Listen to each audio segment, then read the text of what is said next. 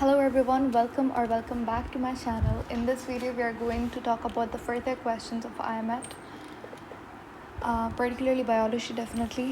शुरू करते हैं क्वेश्चन 337 से हमने जहाँ पे लेफ्ट किया था,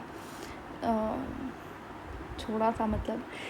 तो क्वेश्चन में पूछा जा रहा है कि why does air flow into the chest on inspiration. Inspiration कहा जाता है इनहेलेशन को। तो हवा जो है वो बाहर से अंदर कैसे जाती है, क्यों जाती है। तो यहाँ पे कुछ रीज़न्स बताए हुए हैं, आपने करेक्ट रीज़न्स को टिक करना है। देखो, एटमॉस्फेरिक प्रेशर, एक बात याद रख लेना, इनहेलेशन के अंदर क्या होता है कि बॉडी का इंटरनल प्रेशर जो है वो कम हो जाता है, तभी हवा जो है the air rushes from outside to inside. क्योंकि जो एयर है वो हमेशा higher pressure to lower pressure travel करती है। ठीक है, बाहर का प्रेशर कम हो जाता है, अंदर का प्रेशर बाहर का ज़्यादा होता है, अंदर का कम हो जाता है। अब वो कम कैसे होता है प्रेशर, वो हम करते हैं किस तरीके से करते हैं, जब हम सांस लेते हैं हमारी चेस्ट कैविटी का वॉल्यूम बड़ा हो जाता है।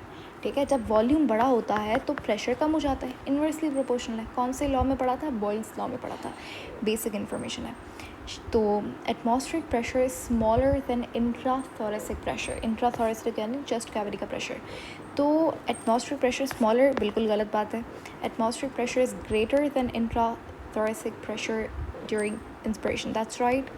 Number third, interior and lateral chest expansion. अब इसमें देखो क्या बोल रहा है, इंटीरियर लेटरल चेस्ट एक्सपेंशन होती है, वॉल्यूम बढ़ता है चेस्ट का, तभी जो प्रेशर है वो कम होता है। बिल्कुल सही बात है।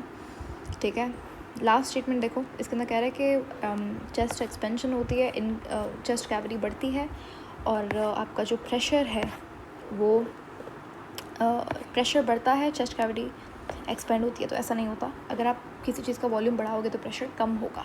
ठीक है, प्रेशर बढ़ेगा नहीं, तो ये गलत बात है। यहाँ पे कौन कौन से ऑप्शंस, नंबर सेकंड और नंबर थर्ड दोनों सही ऑप्शंस हैं। ठीक है, ई ऑप्शन आपका ठीक है, यही है ना? हाँ, नहीं, second and third, so it would be this.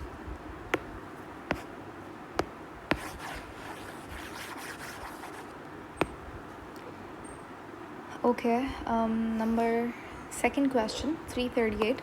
Which of the following components of a food chain represent the largest biomass? देखो भाई, फूड चेन के अंदर हमारे पास क्या होती है, ट्रॉफिक लेवल्स होती हैं इस तरीके से करके, और सबसे बॉटम पे होते हैं प्रोड्यूसर्स। ठीक है, उसके बाद प्राइमरी कंज्यूमर्स आते हैं, यही होती है ना फूड चेन। तो फिर सेकेंडरी कंज्यूमर्स आते हैं, फिर टर्शरी कंज्यूमर्स आते हैं, फिर स्कैवेंजर्स आते हैं। तो अब यहाँ पर वो कह रहे हैं बायोमास किस में ज़्यादा होता है। तो प्रोड्यूसर्स के अंदर याद रखिएगा एनर्जी कम होती है और बायोमास सबसे ज़्यादा होता है। तो फूड चेन के अंदर बायोमास सबसे ज़्यादा किस में होता है? प्रोड्यूसर्स के अंदर होता है। Done. Next question number 339, concerning the nitrogen cycle. अब ये किसकी बात कर रहे हैं? नाइट्रोजन साइकिल की बात कर रहे हैं।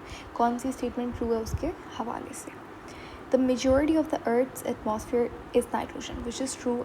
हमारे पास 75 to 70, आई थिंक 78% कितनी होती है? नाइट्रोजन होती है आपकी। ठीक है, बाकी 16% कुछ ऑक्सीजन होती है, 1 to 2% कार्बन डाइऑक्साइड होती है, नहीं 0.04% कुछ इस तरीके से कार्बन डाइऑक्साइड का बहुत कम परसेंटेज होता है। तो बहुत बड़ा एयर का बहुत बड़ा परसेंटेज जो है, बहुत बड़ा चंक जो है एयर का, वो नाइट्रोजन होती है। तो ये स्टेटमेंट बिल्कुल ठीक है। नंबर सेकंड पे चलो, most of the nitrogen in the earth atmosphere is inert. ये बिल्कुल ठीक बात है। जो आपकी एयर के अंदर नाइट्रोजन होती है वो इनर्ट होती है। इनर्ट का मतलब क्या है? रिएक्टिव नहीं होती, नॉन रिएक्टिव होती है। क्योंकि अब देखो, नाइट्रोजन होती है इस फॉर्म के अंदर, N2 फॉर्म में। N2 फॉर्म कैसी होती है? ट्रिपल बॉन्ड बना हुआ होता है भाई, ये नॉन रिएक्टिव होती है। इतना स्ट्रॉन्ग बॉन्ड होता है कि किसी के साथ नहीं रिएक्ट करती। इवन जो बेचारे प्लांट्स हैं वो एटमॉस्फेरिक नाइट्रोजन को इस्तेमाल नहीं कर सकते। मतलब क्या नेचर है।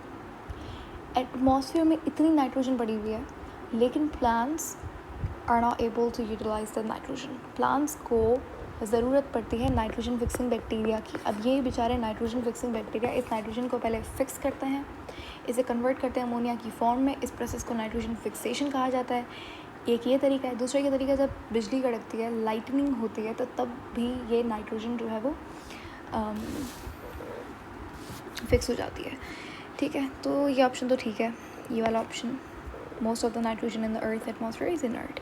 थर्ड पे आ जाओ, bacteria are essential for nitrogen fixation, बिल्कुल ठीक बात है। Nitrogen fixation occurs during lightning strikes, ये भी बिल्कुल ठीक बात है। यहाँ पे चारों स्टेटमेंट सही हैं, तो बहुत रेयर होता है कि चारों स्टेटमेंट सही हों, लेकिन हो सकती हैं, तो ये जवाब आपका ठीक हो जाएगा। Next question number 340, which of the following statements are correct regarding mutation. Mutation के हवाले से हमें करेक्ट स्टेटमेंट को चूज़ करना है।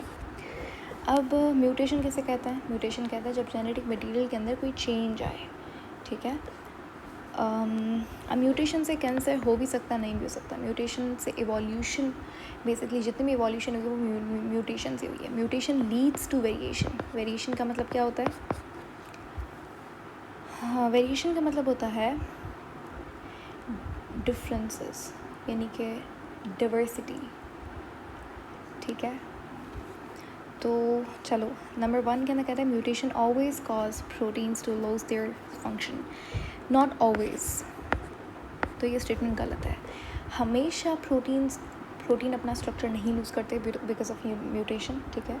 तो ऑलवेज का वर्ड यहाँ पे बिल्कुल गलत है। सेकेंड पे आओ, mutation always change the structure of the protein encoded by the affected gene, यानी कि म्यूटेशन से हमेशा प्रोटीन का जो स्ट्रक्चर है वो चेंज होता है, ठीक है। तो ये स्टेटमेंट सही नहीं है, क्योंकि हमेशा ऐसा नहीं होता। Not always, mutation always not always causes cancer. तो यहाँ पे कोई भी स्टेटमेंट ठीक नहीं है, तो इसलिए आंसर क्या हो जाएगा? None of the above. Done. आगे चलो, which of the following is not a function of central nervous system. Central nervous system को हम लोग CNS कहते हैं। देखो, नर्वस सिस्टम हमारे पास होता है, एक होता है पेरिफेरल नर्वस सिस्टम और एक होता है CNS यानी कि सेंट्रल नर्वस सिस्टम। अब पेरिफेरल नर्वस सिस्टम के अंदर आता है हमारे पास सिंपैथेटिक नर्वस सिस्टम और parasympathetic nervous system. Parasympathetic and sympathetic. अब पैरासिम्पैथेटिक नर्वस सिस्टम का मतलब होता है कि जो हमारे पास नॉर्मल जो टास्क हो रहे हैं, इनका भी पर्टिकुलरली एक लाइन बाय लाइन फंक्शंस होते हैं। अगर हम बात करें सिंपैथेटिक नर्वस सिस्टम की, तो ये होता है हमारे पास फ्लाइट एंड फाइट मोड। जब आपकी बॉडी शॉक में आ जाए, आपको कोई झटका लग जाए, आप कोई ऐसी बात सुन लें कि आप व्हेन यू रश, जब आपकी बॉडी के अंदर एड्रीनलिन रिलीज़ होता है, तो वो sympathetic nervous system flight and fight condition. When you are scared, when you see something, जिससे आप डर जाओ, तो ये सारी चीज़ें सिंपैथेटिक नर्वस सिस्टम का काम होता है। सिंपैथेटिक नर्वस सिस्टम से हार्ट रेट बढ़ता है, पैरासिम्पैथेटिक नॉर्मल होता है आपका, तो ये इससे हार्ट रेट कम होता है। आइए बात करते हैं CNS के बारे में। तो CNS का काम कोऑर्डिनेशन होता है। यहाँ पे कह रहा है कि कौन सा फंक्शन नहीं है, तो कोऑर्डिनेशन फंक्शन होता है CNS का। मूवमेंट, जैसे हाथ पाँव साथ हिलना है, तो ये कोऑर्डिनेशन है। ऑफ कोर्स मेरे दोनों हाथों की मूवमेंट कोऑर्डिनेट करनी चाहिए, तो that coordination is controlled by CNS, which is true. Number 2, decision making and executive functions, which is true. CNS का काम, आपका CNS के अंदर आपका ब्रेन और स्पाइनल कॉर्ड आता है, जिसका काम ही बेसिकली डिसीजन मेकिंग होता है। Number 3, control of heart rate. Control of heart rate इसका फंक्शन नहीं होता। कंट्रोल ऑफ हार्ट रेट आपका पैरासिम्पैथेटिक और सिंपैथेटिक नर्वस सिस्टम कंट्रोल करता है, ठीक है। और फिर है कॉग्निशन भी CNS का कहीं किसी हद तक काम होता है। तो यहाँ पे कौन सा काम नहीं होता?